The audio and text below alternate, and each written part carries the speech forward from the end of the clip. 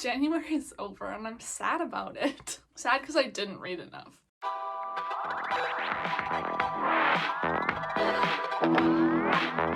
So like always, we're gonna look at my bullet journal spreads, which are incomplete. I feel like I couldn't accomplish any reading this month, or any YouTube, or anything. Just FYI, I feel like nothing was accomplished, and that's totally fine. The amount of breakdowns that people, including myself, have had this month is unparalleled. So there wasn't time for anything but breakdowns, and that's perfectly okay. But January, I picked orange and purple as my colors. So this was my TBR shelf and my red books. Ooh, I always like look to make sure that you can see it. Here is this thing. There is one day because I finished a book on the 31st, so I gotta figure out the page count for that and fill it in. And I made new rating pages, or not rating, what are they called? Review pages. And I haven't filled out a full review incomplete, so they're supposed to be half a page now, and I gave them like little things like rating, genre, pages, date finished, likes and dislikes, and then I was going to put my review, and as you can see I didn't fill out a review on any of them. There's 5, obviously. I finished 5 books this month and they were all really good and I feel really good about them, but I'm also like 8 books behind on my reading schedule, so oops. To kick things off though, this is really funny because I think my second book in 2022 was The Poppy War, and my first completed book for 2023 was The Dragon Republic, which I'm pretty sure, what did I give it? Oh my gosh. I gave it 5 stars, which is a step up. In The Poppy War, I had a huge issue because I liked Rin from the start of it. She was very determined at what she was doing. She knew what she wanted. She went for it, and she didn't care what people thought. And then by the end of it, she was a whiny baby. At the beginning of this one, she is a whiny baby, and it continues, and I was really annoyed. But then it switched back into her, I don't give a fuck what anybody wants, I'll do what I want, and I stan her for that. Oh my gosh, she got so much better by the end of this. I like that version of her.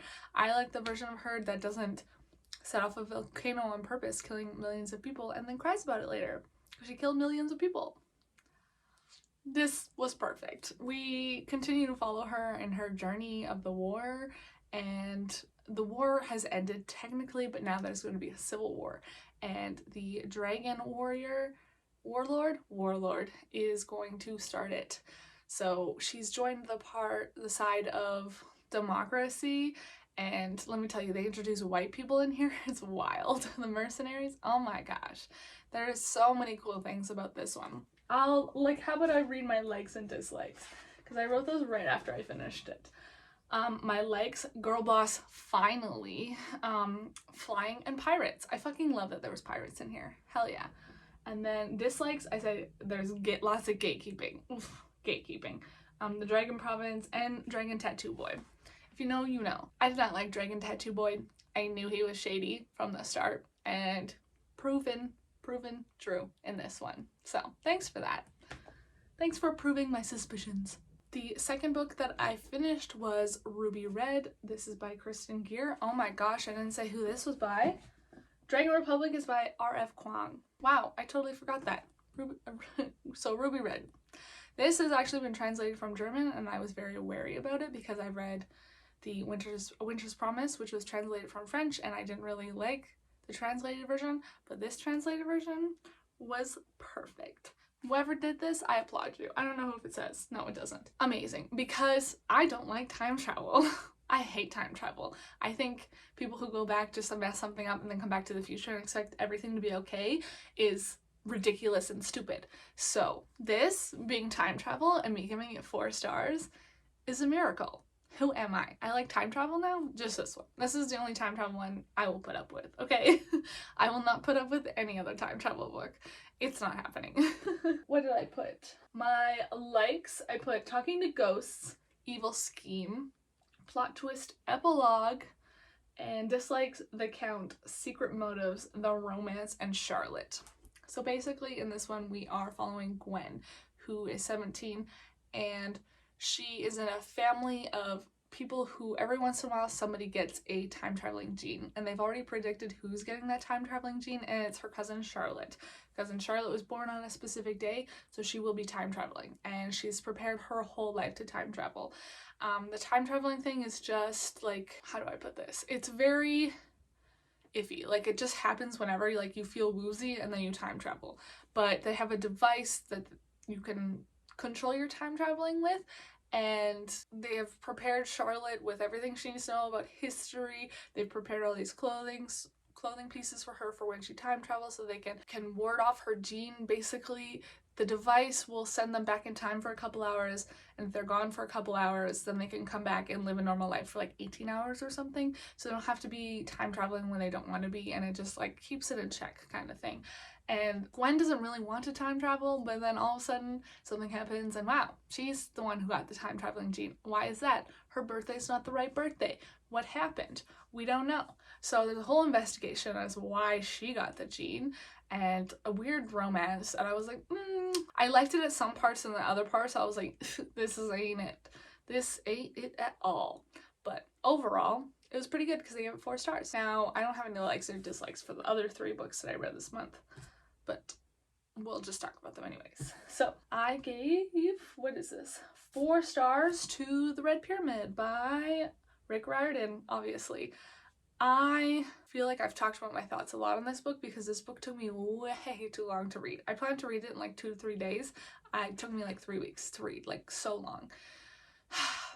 I love the concept.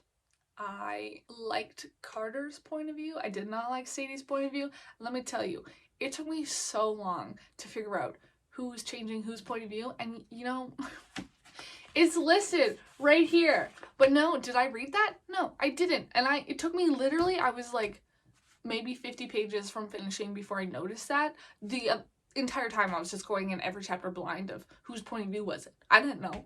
So I think that was part of my terrible experience that I had starting off this book. And not terrible, I was just, what the fuck is going on? What do you mean we switched point of views? And it was like 2 or 3 chapters at a time, maybe 1 chapter. It was never like a definitive amount.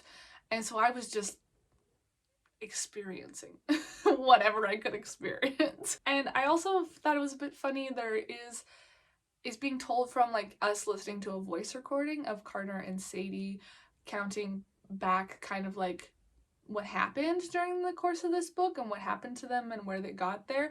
And basically everybody is a magician. Not everybody, I guess, but everybody who has feral blood in them is a magician, and they can become godlings if they host an Egyptian god in them. And somehow Sadie and Carter host gods in them, and they don't know how, and because their dad released them from their prison that they were in, and it's just this magical, mythical thing that I could have never thought of, so I thought it was pretty incredible. But it also took me way too long to get through it. Like, I needed to just sit through it, go through it. But I was reading on my lunch breaks. It took me so long.